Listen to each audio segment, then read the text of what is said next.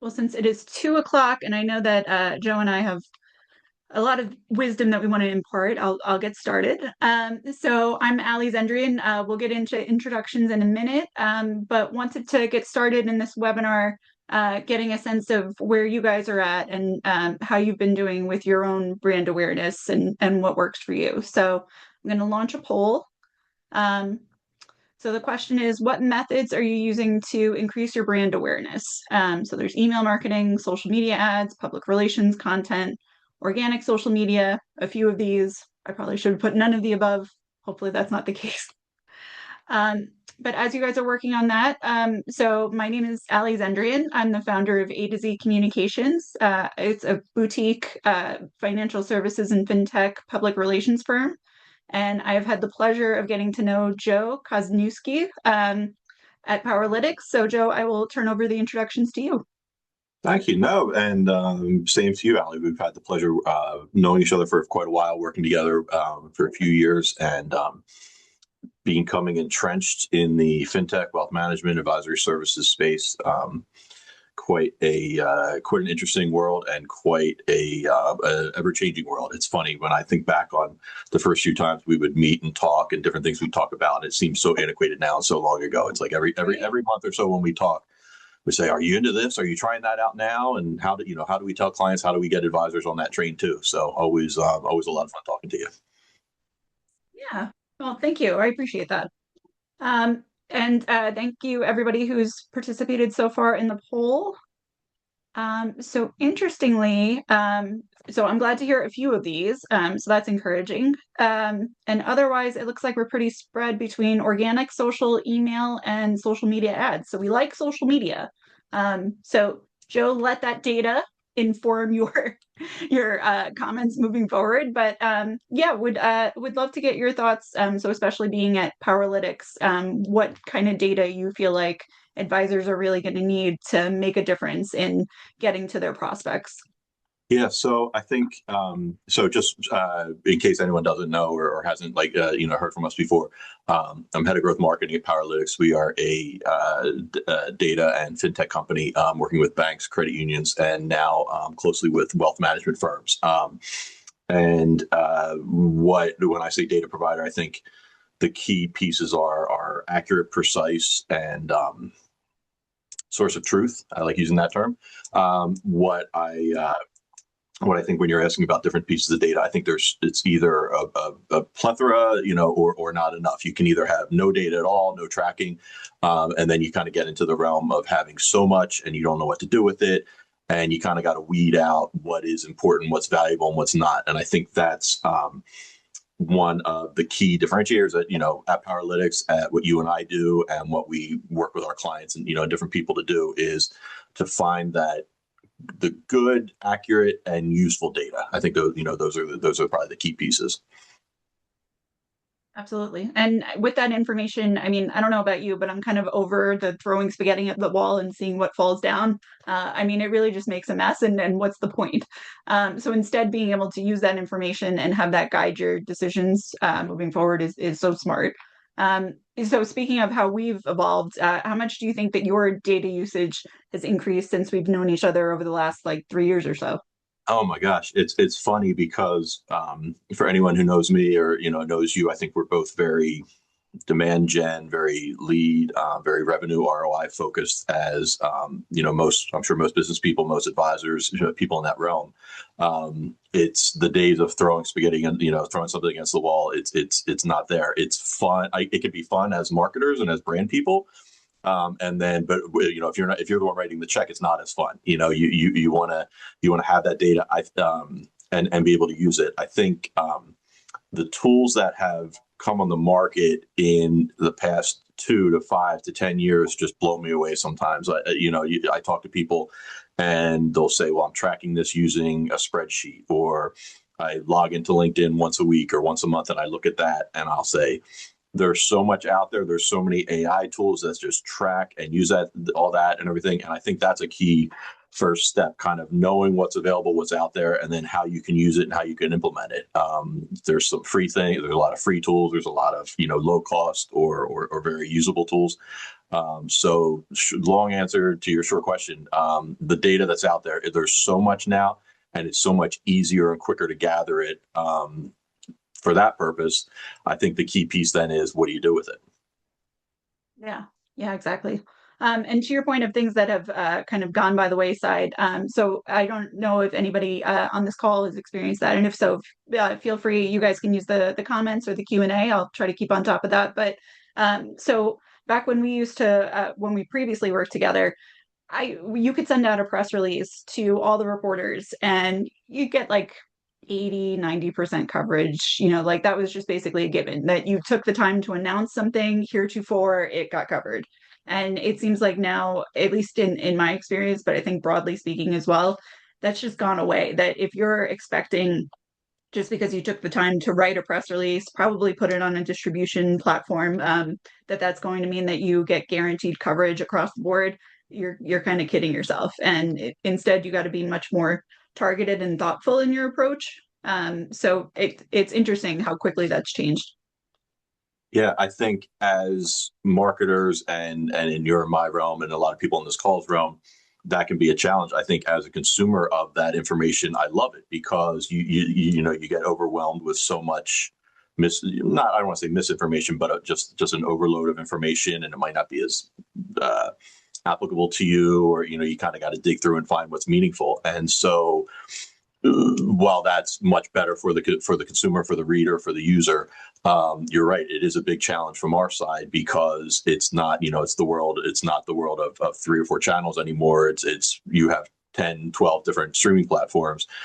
Same way with kind of, PR, press releases, social media and things like that. Each channel or method has its own audience, has its own language, its own kind of purpose. And you're absolutely right. Just getting something out on the wire, it'll just get lost. And within a couple of hours to a day, it's way down that list. You need to be very tactical with what you're saying and who you're saying it to. Yeah. Well, and between the two of us, so you're really more the social media and the marketing expert of the two of us. What do you feel like are those tactics that people ought to be taking, or those pieces of data that are getting overlooked but are really becoming more commonplace now? Yeah, I think there's a lot of basics that even in this day and age are either people aren't tracking or aren't really paying attention to or aren't using. And I think it's something as simple as page visits to your website. I always I'll talk to a lot of advisors and they'll say, what's just a good way to start kind of leveraging my social media? And I'll say, okay, a great way is you have a social media post, just glance and check who engages with it, who likes it, who comments on it, who shares it. If it's your colleague or grandma or something like that, of course, that's meaningful and that's helpful. But take a look. There might be people who are engaging with it, and that's somebody to watch. And I don't love when, it doesn't necessarily mean, oh, somebody liked my post, pick up the phone and call them. But I think it's useful it's just sort of like free data that's there that you kind of gloss over, and that you start to notice trends and you start to see, oh, these same people follow me. I'm starting to see a lot more of their posts and I'm engaging. It's that two-way street that goes back and forth. But I think if you take kind of a critical eye to that, and I think that's just like one of the simplest ways that I'm always telling clients, just get in there, kind of see who's engaging with you, who's commenting, who's liking your posts.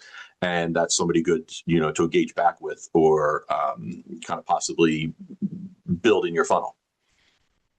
Absolutely. To that end, and not to toot my own horn, but just using as an example, because I'm not a toot your own horn type of person.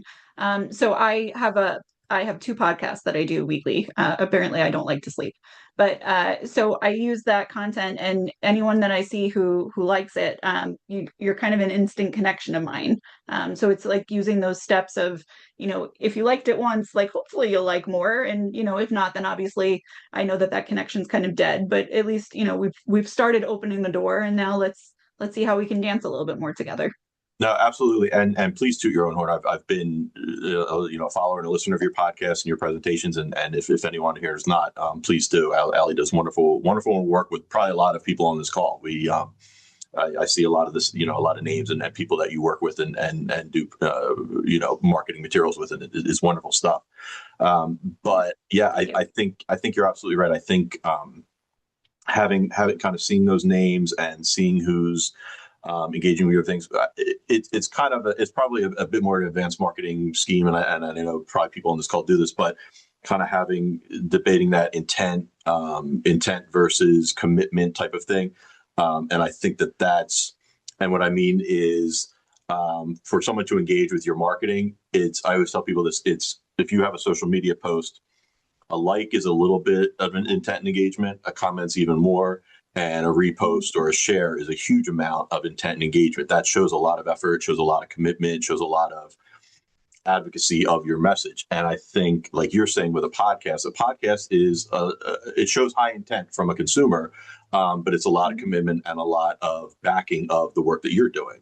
So while somebody liking a post might be nice to see and it might be useful information to have, I think you also need to weigh that with the meaning and the commitment behind it. Listening to a podcast, I always think registering for a webinar like today, that's a lot of commitment. That's a lot of intent. Actually showing up, that's twice the intent. That's twice the commitment. To me, attending a podcast, that shows a lot of initiative on the part of the prospect. That's somebody that you want to keep in mind, and that's someone that you want to further engage with.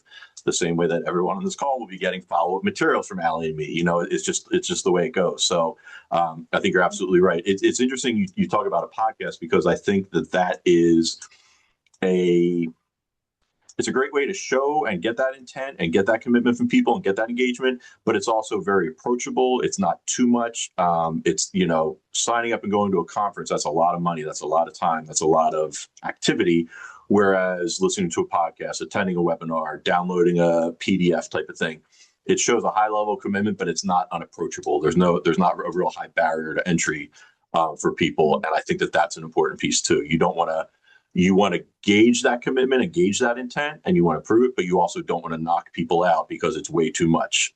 Think of how many, you fill out a form, first name, last name, company, email. Okay. Then it asks for a phone number. Do I really want to get my phone number? How did you hear about us? What's your, all the more and more kind of barriers you put there, the more fall off you're going to have. And so that's a long-winded way of saying that. I think, something like a podcast or a video or webinar, things are like kind of that good middle ground. It's a good way to get viewers, get that engagement, but not too heavy a lift for them to be, scared away. Yeah. Well, so just to harp on the video point that you were making, so Samantha Russell had shared on LinkedIn that only 1% of people on LinkedIn are creating content. So first of all, I would say that that's open sky for everybody to be utilizing, because, let's be 2% and 3% versus, hopping in when it's 50%. And now we're really competing with people. But I think video is going to be that differentiator this year of, who's comfortable with it and who's not. So the same way for anybody here on this webinar. So you might listen to me and Joe, and either A, you've kind of decided, this Allie character doesn't know anything that she's talking about, and let's move forward. Or, she sounds great. I can even see how she's approaching things and her body language and whatnot. So I can really move along that know, like, trust factor so much faster than I can with any kind of written content. So I think that's going to be a huge area for people this year. Absolutely. And let's be honest, seeing someone's face, making eye contact, being able to visualize something, putting a face to that voice and that name and that language and everything, that's hugely powerful. And I think going back to what we've talked about, what's changed and improved and everything over the years, it's funny. I've been watching a show called Pluribus on Apple Plus, and I don't know if anyone's seen it. It's great show. It's the guy from Breaking Bad. It's very, very high quality. And the character is kind of recording videos of herself speaking to people and then putting it on an SD card and mailing them out. And I immediately got on Google and I thought, what year does this take? Is this not a current, is this from 2000 or what is this? And and my meaning behind that was, it's so easy to record video, record yourself. It's so easy to have your voice and your face and your message out there. It's as simple as you and I you can get on a Zoom and just record yourself, make up a dummy Zoom, record yourself talking for 30 seconds, a minute, 2 minutes. I think there's Loom, there's all kinds of tools out there that you can do. And when you always see the people on LinkedIn, you say, oh, they're doing another video. It's another, I don't think it has to be as high tech as having the chyrons and the images and your name and all that. That's pretty cool. But even like, with a podcast, like it's fairly straightforward. You don't need to be too high tech. You don't need to be too fancy. There's tools out there for everybody. Yeah, no, I mean, you do great stuff, and it's nothing. I've been, I've worked on your podcast. It's nothing overly complicated, but it's very powerful, very meaningful, and it also gets into that kind of content that I'm looking at. Like the whole time we're talking, and I'm thinking, okay, I want to have this recording, and I'll put it on our YouTube channel, and use it for things like that. And then I'm thinking, how do I take this and get sound bites from it? How do I take a 30-second line that you say, or just this little conversation where we talk back and forth, and then bring it out as a quote. And I think that's another piece too. So much of the content, longer form, like a podcast, shorter form, like a LinkedIn post or things like that, can just be chopped and remixed and reused, and however you want to do it, you can really, really leverage that so many times. It's like you read my mind. So actually, I was thinking the same thing is that with mine, and I have to be better at it, to be honest. I have to hold my feet to the fire. But, I try my best they're 20 to 30-minute recordings. And so then I'll take that and take, 2 minutes out of there and post that once a week. If somebody's got a really good podcast, you're getting 2 other videos out of it. So just trying to, like you said, sort of look at it as like this is like an animal and I want to use like all the little pieces of it because you don't want to let anything go to waste. So at least then it feels like it's a good use of your time because, like, look, I did commit to 20 or 30 minutes being on this podcast and going back and forth, but it paid dividends versus, a half hour, I don't know, trying to write an email and, maybe it got open, maybe it didn't. Absolutely. And I think besides the repurposing and the reuse and things like that, it's a lot of what you and I and everyone talks about is fairly evergreen. For advisors, there might be something, if it's very time sensitive or it's very related to a current event, of course, you don't want to, you might not want to reuse it or be able to reuse it 6 months later. But us today talking about these data driven trends in marketing and, PR and things like that, a lot of what we talk about you can reuse. And that's a great, would we rather hit replay on this webinar, in a month and stage up another one? If those are things you can do, I think that's a great way to kind of use your marketing and save some money, save some time, save some effort, and just kind of resurface stuff every so often. You see people will retweet or reshare a post or LinkedIn post or something like that from weeks or months ago, and we do it on our account when something does particularly well or you have good feedback or something like that. You say, okay, let's resurface this, let's reuse it, or let's kind of approach it in a different way. And I think that's a great cost and time saving measure. Yeah. So I realize this is taking a little bit of a tangent from where you just were, but one of the things that I love that you shared on my podcast was how you approach the person who you think has kind of ghosted you. And like, is that really an opportunity lost, or is that somebody that you can revive? So if you don't mind sort of giving your thought process behind that. No, I'll say that I heard a term years and years ago. Surprised some people on this call will recognize the term, but we always used to say "no lead left behind." When you capture that information, it half the work is done. When you have someone's name or have some engagement or have some interest, you did the hard part. Now it's kind of getting them in the door. You hook the fish, now you got to reel it in. And I within reason and of course there's nuances and things, I'm one of those people that I don't want to necessarily take no for an answer. And I think that's a great tie-in to the data question. A lot of times I'll work with clients or with advisors, or we do it at Powerlytics, and in the marketing role, one of the lowest hanging fruit groups is that close lost or maybe or come back later group. It's working with quantities you already have and you already know something about. It's 10 times easier than pulling that name in out of thin air. And so the data, I love when I can look at in a CRM or see the information and say lost reason. And it might be something like price or not right now or waiting on new budget. And so I'll look at that and say, okay, waiting on new budget. That was 6 months ago. It's coming up on January. They're probably working on a budget. Let me reach out to them. If it's something like not enough features, that's a bit more of a challenge. Okay, maybe we were saying a marketing campaign. Guess what? Here's our new features since the last time in the past year or the past 6 months.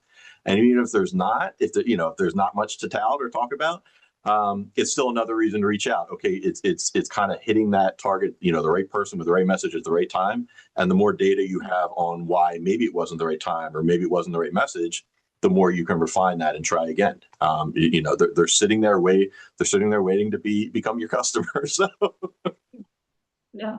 Well, so how do you find, because I think that that's an issue that we're just having generally, is that people aren't asking enough of the question, or they feel like it's like impolite to keep asking those questions. How do you get to that source of, yeah, you know what, I just don't like your face, or whatever, the reason is.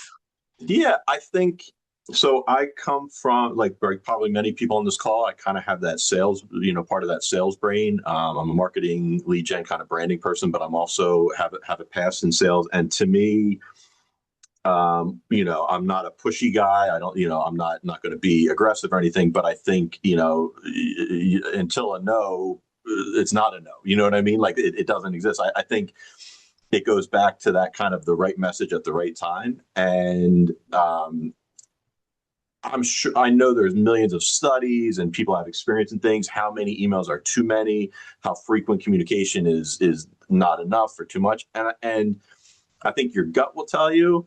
I think of yourself. When you get bombarded, I think of the cadence. Someone will reach out to me and say, "Hey, I'm selling da da da. Are you interested?" And then if I don't reply, 2 days later, I get something. Or is it different than a week later? Is it different than a month later? Type of thing. I've had many, many times where either I reply or I don't reply. And 3 months, 6 months later, I get another message and say, you know what? It is the right time now. Yeah. You hit me at just the right time. It's my budget is better or my time is more available or whatever the reason may be. So I think it relies on that gut, but I think it goes back to that data.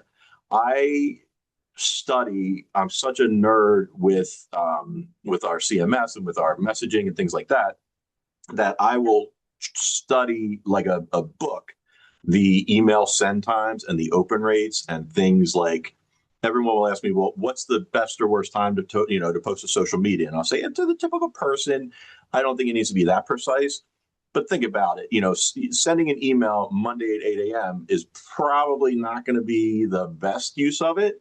Whereas, maybe like Tuesday or Wednesday, or we talk about it like for these webinars, like we're not going to do a webinar Friday at 4:30. It's just not going to have the same effect as, a Thursday at 2 o'clock. So I think it's all that data. You can use that data to research. You can then prove it, by viewing that data. And I'll look at things and I'll say, okay, maybe I sent too many emails, or maybe I sent that open rate was way down. I wonder why. Let me look at it. As probably again as you do, I get into the nitty gritty of I'll A/B test. Do I put an emoji in the subject line?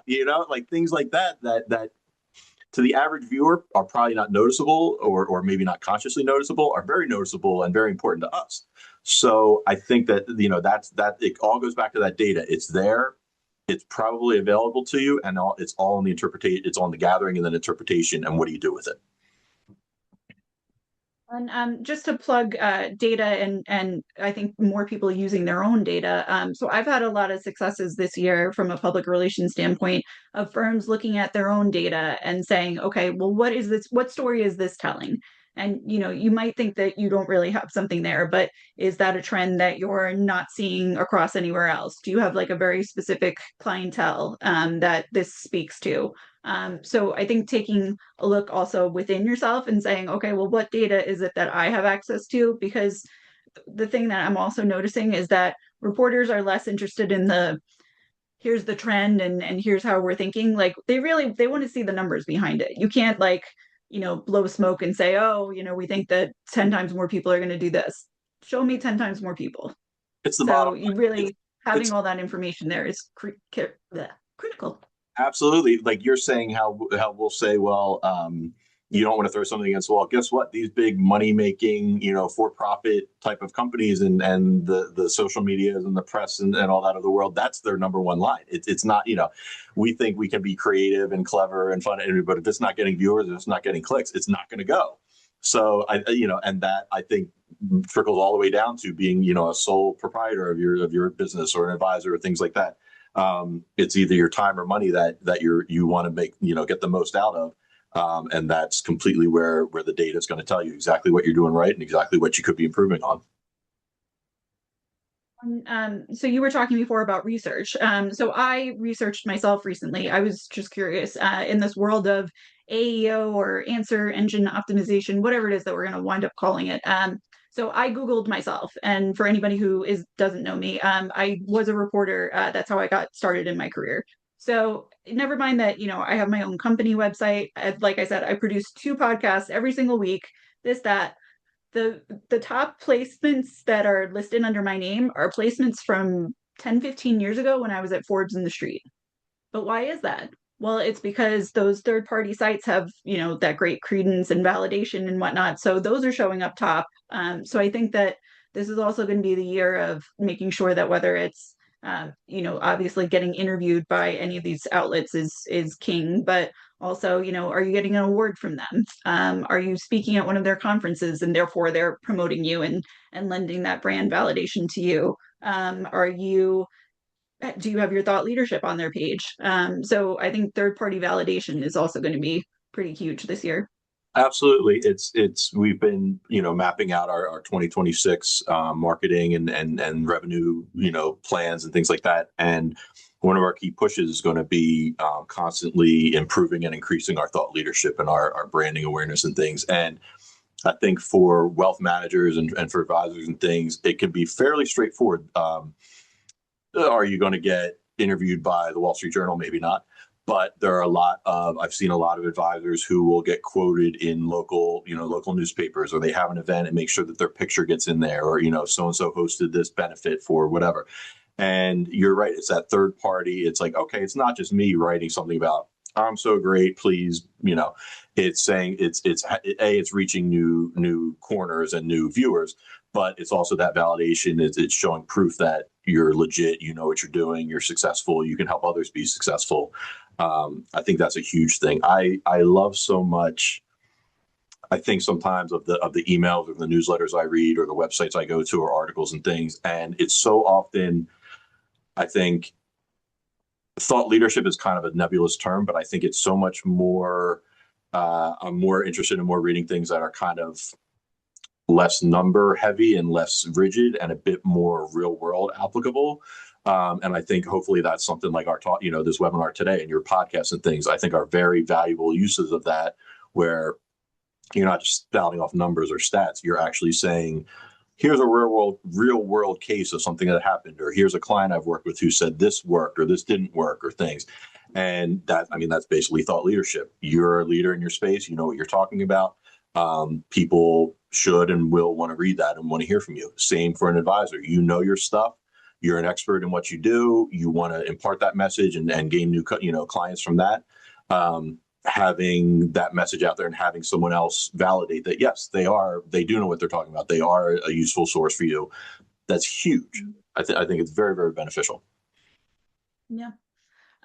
So that reminded me, so earlier this year, Nitrogen's firm growth study showed that about 90% of investors want to understand their financial advisor's thinking behind things. So, why did you put me in XYZ investment? Why do you think that this is the best financial plan and whatnot? When you think about it, like that's really what thought leadership is that I'm putting out for display what's going inside my brain and sharing with you, this is my opinion and this is why. And so I think Yeah. that that's going to be those kind of articles are really going to do well because you're connecting with that audience and giving them the why because that's what everybody's looking for, and then B, you're getting that third party validation of yes, I didn't just come up with a crazy idea. So and so vouched for me, and they think that it's a great idea too.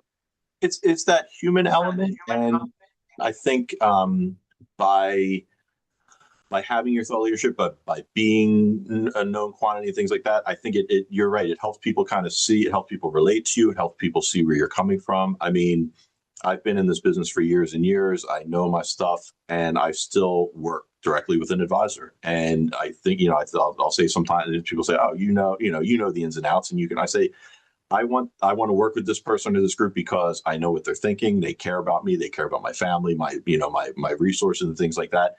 And so by getting that message out there that is, something you think about, I think it's just another way for clients or prospects to relate to you.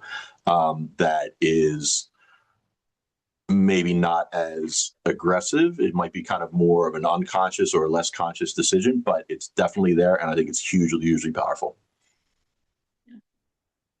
So just want to encourage, if anybody has any questions, feel free. You can use the chat or the Q&A.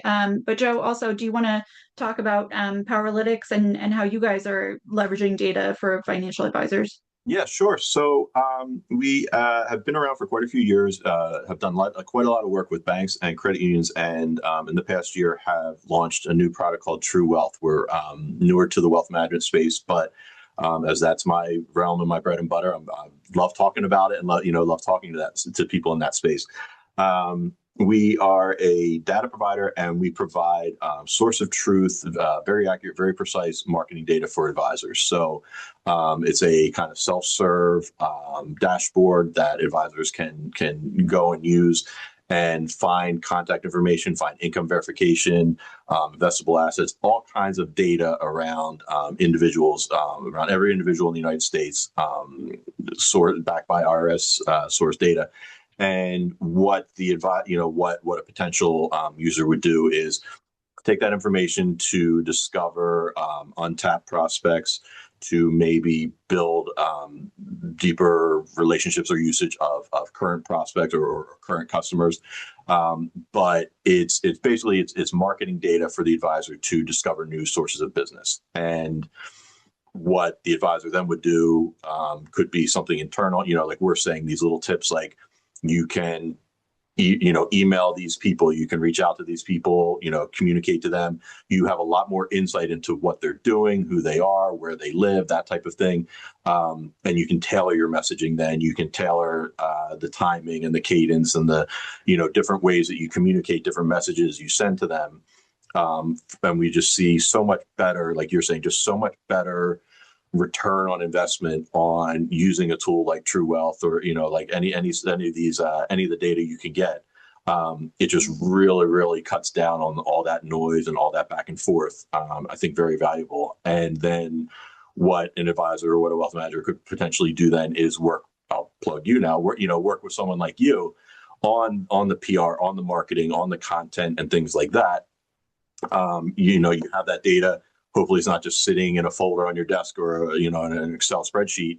Go to someone like you and your firm and determine how to reach out to those people, what to say, when to say it, and how to best leverage that data for a positive outcome. Thank you for that, and I appreciate the shout out. For anybody who is interested, so you can always work with a professional like myself or anybody else in the industry. I'm also creating, so it's going to be called the AtoZs of PR. So if you want to just do it yourself, I know some people, like do it yourself investing, do it yourself PR. So this will give you some basis in, good ideas and best practices. So I will send everybody information about that moving forward. We do have two questions. So one is, what does True Wealth cost? So there are different pricing tiers. I'll put a link in the chat, but it's basically a one-time cost that is sort of charged per record and per amount of data that you use from it. So there's no recurring charges, no license or anything like that. Nice. And then another question was, where is the investable asset data sourced from? That is sourced from the IRS and I'm putting in the website now, and other algorithms and other sources of data that we proprietary data that we use as a company. But the primary source is from the IRS. So it's we call it zero friction. It's not necessarily self-reported. It is genuinely backed by legitimate sources. Which is huge because obviously garbage in, garbage out. If you get a false lead, an email address that's a little wrong or whatnot, you just wasted your time on it versus, I really got somebody who specifically is in my niche and would be interested in me. That's gold. Absolutely. Yeah. It's No, I'll say it's a lot of data, but it's not overwhelming. And I'm, like I said, I'm not necessarily, in the financial, world like a lot of our listeners and viewers and things. But I think it's a very valuable tool. You can get in there and kind of slice and dice and use what you want. And there's different ways to kind of segregate and pull in different information. But very, very easy to use. I think it's kind of fun. And then to take that and, okay, now I have a lot of this information. What am I going to do with it? And that's when the thinking cap comes on. That's the fun part. Yeah, exactly. So I would encourage anybody here, if you're looking to utilize your own data, you know, if you even just look at things like if you had de-identified your client meeting notes, are there any trends that's coming up from there? Are there any common questions? Speaking of AEO, it seems like now the trend is going to be, okay, well, take a question and create the answer in a few paragraphs or in a short video or things like that. So you've got a lot of the resources in front of you. I know that it's still time intensive. Obviously, you're busy serving clients and whatnot, but at least some of the work could be there for you. We do have another question. So, how can you get IRS data on specific prospects without their social security number or authorization? Is this just zip code specific? So yeah, we do get down to the level of the zip code +4, which for if anyone's like unaware of that, it'll be the 19130-22223. And that the zip code +4 gets down to, I believe it's like a 3 to 4 household level. So, and there's all kinds of mechanisms in the background that if there's outliers or any type of maybe wonky, or odd looking data or things like that, it takes it all into account and makes sure that it's all accurate. So we'll get to that the level of the zip +4. Great. Great. Well, if I had to encourage anybody from this, and obviously if you still have questions, feel free to put them in, or Joe and I can also answer them afterwards. But I would just say, if you can, it's really important to get in the game. One of those things, the way that I look at it is basically if you're not part of the conversation, then you're missing the train as it's going by. So whether you decide that 2026 is going to be the year that you start doing public relations, whether you decide it's going to be the year that you get more targeted in your email marketing, make that commitment and use the resources that you have available to you. And then, to the extent that you need to, there are resources and vendors to partner with and to farm things out to when you don't have the time. But it's definitely worth being part of the conversation. Absolutely. And Allie, while I have you, I'm going to put your website as well, because I'm not afraid to toot my horn or your horn, so I will put your website as well there. There's your contact. There's Allie's contact information.